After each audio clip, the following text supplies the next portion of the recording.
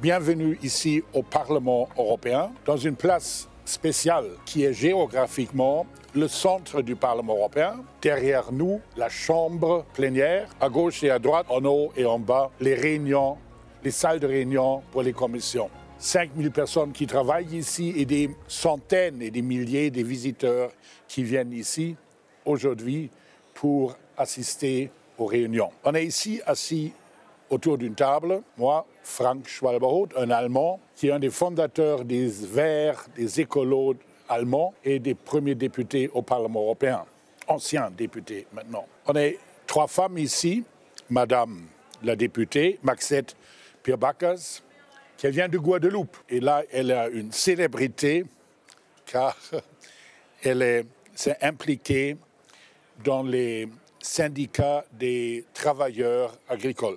On a ici de Uruguay et Italie, Madame Aritzi Bonaldi, qui est journaliste, mais elle a travaillé aussi comme interprète et traducteur. Et Tatiana Volat, elle est ukrainienne, formation pianiste, mais elle est ici et elle regarde qu'est-ce qui se passe dans son pays en attendant ses commentaires. La personne qui a organisé tout cet événement, Daniel Santo Bico, le directeur général du Conseil universel pour la paix des nations et continents, CULPAC. Et notre invité d'honneur aujourd'hui, et moi j'ai été demandé d'utiliser son nom, Sa Grandeur Dominique Condem-Polo, ministre universel pour la paix. On est entouré des 2 techniciens qui sont responsables, Gaëtan et Chris, et 2 journalistes, Hatem Zakli de Tunisie, d'origine tunisienne, et Kenan Erer d'origine turque. Et c'est quelque chose de totalement normal ici au Parlement européen que tu as tellement des nationalités et même qu'on n'a pas toujours la même opinion sur les questions, on s'est réunis autour du table pour mettre en avant aujourd'hui surtout les droits de l'homme. Et pour ça, je donne la parole maintenant à Daniel Santo Bico. Citoyens du monde, l'an 2023, le 9e jour du mois d'octobre, nous, membres de la Direction générale du Conseil universel pour la paix des nations et continents, CULPAC en abrégé, sommes réjouissants de nous trouver une fois de plus dans ce cadre de la Voxbox du Parlement européen de Bruxelles, sur invitation de Mme Maxette Pierbakas, députée au Parlement européen, que nous remercions et qui rend hommage ce jour avec tempérance à sa grandeur Dominique Condem-Polo, ministre universel pour la paix et serviteur de l'humanité, à l'occasion de ce moment d'espoir sur la paix et les droits humains.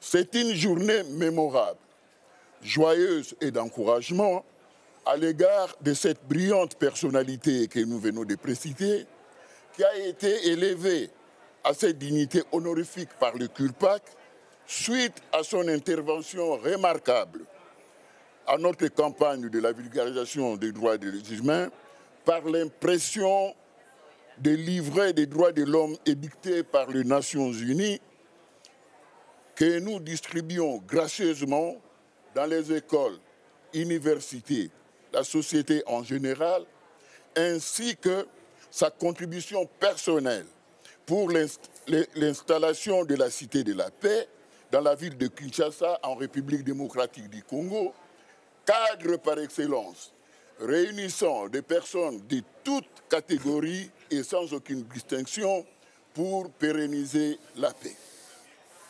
Ces moments d'espoir sur la paix et les droits humains qui se réalisent présentement et initiés par le CULPAC, conformément aux résolutions de la Conférence universelle sur la paix, tenue du 5 au 6 septembre 2018 au Parlement européen de Bruxelles.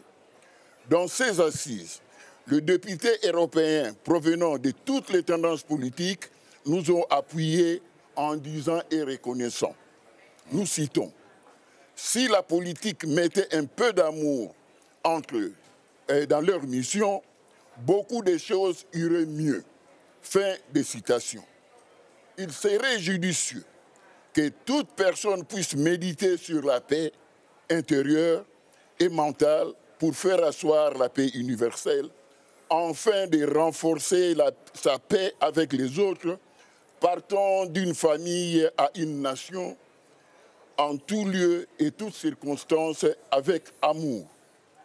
Au moment où nous parlons de la paix dans cet hémicycle, nous le savons tous que la paix ainsi que les droits humains vacillent et dangereusement menacés dans le monde entier par la volonté humaine suite à son orgueil, égoïsme, méchanceté ou cruauté par manque d'amour, mettant ainsi en péril la vie de ses semblables comme nous l'avons prédit. C'est pourquoi la Direction générale du Conseil universel pour la paix des nations et continent KILPAC en abrégé lance encore une fois de plus son appel à toute personne sans aucune discrimination d'avoir l'amour et vivre en harmonie avec les autres afin de favoriser, promouvoir, renforcer, consolider et rétablir la paix en vue de la stabilité sur les plans national et international, respectant aussi les droits des autres.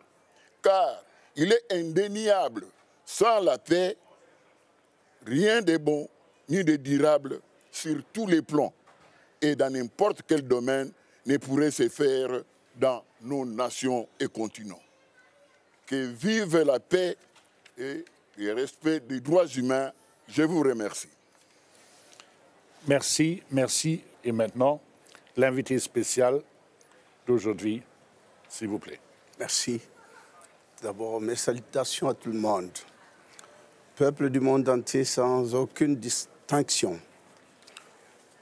En ma qualité de ministre universel pour la paix et serviteur de l'humanité, je tiens avant tout à remercier très sincèrement du fond de mon cœur Madame Magzette Pirkabas, députée Parlement européenne, et en exprimant ma gratitude et ma reconnaissance pour son invitation et de l'accueil réservé avec ma chère épouse au Parlement européen de Bruxelles, sans oublier des lobbyistes européens et la direction générale du KILPAC qui ont soutenu ce programme en faveur de la paix et les droits humains.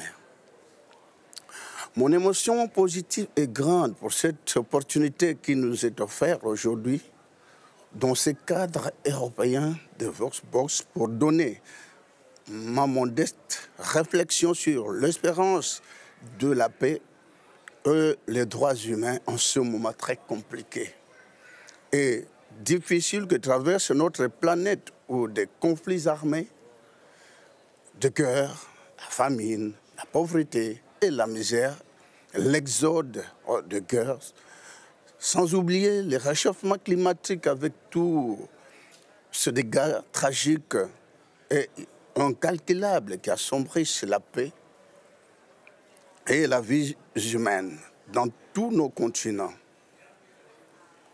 Mais gardons l'espoir, car la paix est très précieuse. Et une nécessité pour la vie de l'humanité. Sans la paix, il n'y a pas de vie ici, je vous en prie.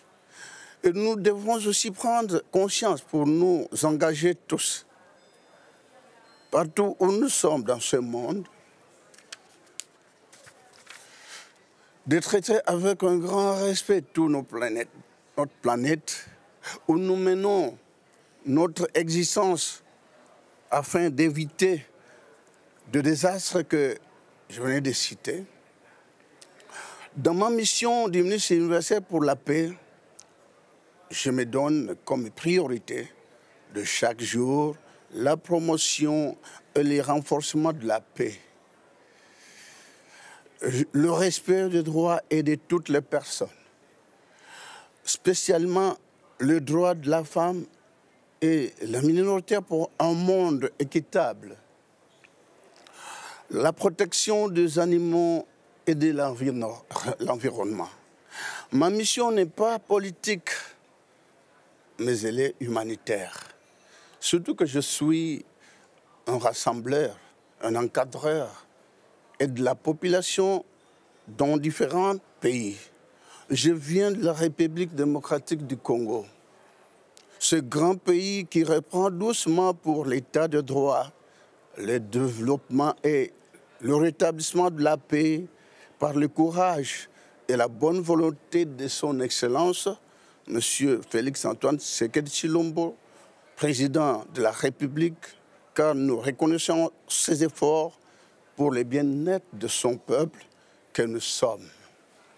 Pour terminer, j'exhorte chacun de nous partout dans le monde d'aimer et d'avoir la considération pour son prochain et de notre belle planète, la Terre.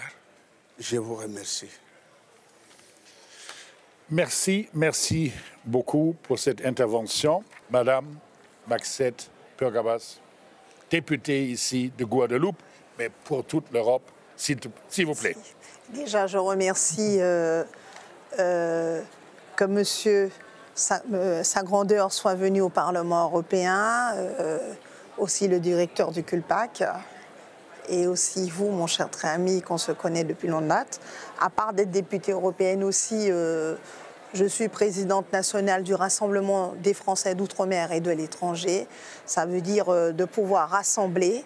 C'est d'où mon intérêt, mon engagement dans tous les pays d'États d'Afrique ou dans d'autres pays, de pouvoir faire le vivre ensemble. Alors déjà, je suis heureuse, bien sûr, de cette rencontre aujourd'hui qui fait suite à ma visite, bien sûr, vous le savez, Sa Grandeur, au Kinshasa, début juillet, par l'invitation, bien sûr, de Sa Grandeur, que je remercie, Dominique Combekolo. Je m'étais exprimée devant l'immense foule, comme vous vous rappelez, Sa Grandeur, pour exprimer un message, bien sûr, de paix et de respect des droits humains. Ce sont des moments qui sont gravés, bien sûr, dans mon cœur, que je n'oublierai pas. Et j'espère que nos efforts conjugués à tous, avec eux du CULPAC et de Sa Grandeur, bien sûr, éloignons quelques nuages noirs. Hélas, depuis juillet, la situation, comme vous le savez, mes chers amis qui sont autour de la table, internationale ne s'est pas améliorée. La guerre d'agression continue en Ukraine, comme en République démocratique du Congo, et on ne voit pas comment les hostilités pourraient s'arrêter prochainement. Au Haut-Karabakh, il y a 15 jours, ou ce week-end en Israël, des conflits jamais éteints se sont rallumés. Vous vous rendez compte, causant la sidération de la communauté internationale et de milliers de victimes. L'Organisation des Nations Unies vient d'annoncer la mise en place d'une force d'appoint en Haïti. Mais 2000 hommes supplémentaires, bien sûr, comme on le sait, seront bien peu pour mettre au pas les bandes qui terrorisent l'île. Une catastrophe humanitaire est en cours au Sud-Soudan, tandis que les violations des droits de l'homme au Myanmar ont atteint les sommets, comme je dis, sans précédent. Et je ne parle même pas de la reprise de l'activité djihadiste au Sahel, maintenant que l'armée française n'est plus là pour épauler les armées locales. Aujourd'hui, le panorama est sombre. Pourtant, je veux faire un rappel historique, comme je le dis. Regardez la situation du monde. Il y a tout juste 100 ans, nous sortons de la Première Guerre mondiale. Et nous préparions la seconde, des génocides d'une ampleur inconnue. Aujourd'hui, avaient lieu en Turquie ou en Ukraine des fléaux, comme les conflits frontaliers ou le colonialisme déstabilisant de larges régions du monde. Et comparons avec aujourd'hui aussi, certes nous continuons de vivre des conflits abjects, scandaleux pour l'esprit humain, mais la situation bien sûr aujourd'hui, comme je le dis, du monde s'améliore globalement bien sûr. Mais ces dernières décennies, de nombreux peuples ont réussi à faire la paix avec leurs voisins et nous avec leurs frères. Nous ne vivons plus dans l'angoisse d'une guerre nucléaire comme il y a 50 ans. Les grandes famines ont presque disparu. Le nombre d'humains en situation de grande pauvreté a diminué de manière spectaculaire et les indices de développement humain sont en progrès, bien sûr, constant à défaut d'être linéaires. Les politiques de développement portent leurs fruits. Il ne faut jamais l'oublier globalement. Les humains vivent mieux en 2023 qu'ils n'ont jamais vécu. Cela veut dire, comme je le dis, rien n'est perdu. Nous devons avoir cet espoir. Cette situation ne doit pas autant nous détourner de la recherche des solutions pour les zones nombreuses qui restent en guerre ou opprimées. La femme afghane ou iranienne ravalée au rang d'objet par des barbares obscurantistes, l'Ukrainien dont le voisin russe nie le simple droit d'exister en tant que peuple, le Rohingya que le pouvoir voudrait voir disparaître, l'Arménien du Haut-Karabakh, poussé bien sûr à l'exil, ce sont autant de situations que nous ne pouvons pas ignorer aujourd'hui dans ce monde. Ensemble, je crois que nous pourrons améliorer le monde et soulager ses habitants. Je vous remercie, sa grandeur, je vous remercie tous les gens qui sont autour de cette table. Et comme je dis, nous devons trouver une solution pour se vivre ensemble, tous en paix, tout simplement. Ce n'est pas facile. Merci, merci, Madame la députée. Et maintenant, à Tatiana Velet, invitée par cette ONG Kulpak, pour donner un peu des éléments ukrainiens. Oui, je suis d'accord avec Madame Pierbakas. C'est déjà 600 jours aujourd'hui, presque 600 jours que mon pays était envahi par le pays voisin. Et maintenant, après tout ce qui s'est passé, on se pose des questions, qui est coupable? Et bien sûr, la réponse c'est le régime russe, mais pas seulement, peut-être aussi des citoyens russes. Mais ce qui s'est passé maintenant, c'est juste la guerre de grande échelle qui a commencé il y a quelque temps. Mais la Crimée était annexée déjà depuis 2014 et la guerre en Donbass était déjà aussi, donc durait déjà depuis longtemps. Je me demande, moi, personnellement, qu'est-ce que je fais pour ralentir ce conflit qui était en train de mourir, qui était en train de grandir. Moi, j'ai organisé des événements culturels. J'ai organisé des concerts avec la musique classique, musique populaire, musique du folklore. J'ai invité aussi l'ambassadeur ukrainien ensemble avec le directeur du centre culturel russe. Ils étaient ensemble dans le même espace et peut-être ils ont fait des échanges, ils ont échangé les cartes de visite et j'espère beaucoup qu'ils sont restés en contact toujours. Et si ces échanges peuvent contribuer pour freiner peut-être quelques actions militaires pendant la guerre, moi je serais très fière. Merci, merci Tatiana Velet. Et moi, j'ai juste reçu une invitation de vous pour un concert cette semaine où il y a des musiciens kurdes, turcs et des musiciens de Caucase. Félicitations. Mais maintenant, à la dernière intervention, Anna Inés Arizzi-Bonaldi. Elle a été invitée par Kulpak car elle est ici depuis des années et des décennies comme journaliste d'origine uruguayenne et italienne pour commenter qu'est-ce qu'elle a écouté ici des bouches et des cœurs des personnes autour de cette table. Merci, Monsieur Schwalbarot. Merci à tous d'être ici et de m'avoir invité. De m'avoir invité à vous écouter et à essayer de voir s'il y a non seulement quelques fenêtres, mais aussi quelques grandes portes ouvertes, non seulement à l'espoir, mais aux actions qui pourraient, qui devraient mener à l'accomplissement de nos souhaits. Il ne suffit pas d'espérer, il faut agir. Ces actions ne sont pas toujours visibles, mais elles existent. de la part de l'Europe, elles existent de la part du monde entier. Il y a des tendances sous-jacentes qui ne sont pas toujours par des résolutions, législations nouvelles, par des rébellions. Il y a quelque chose qui est très important, qui est l'attitude. L'attitude des humains vis-à-vis des autres humains.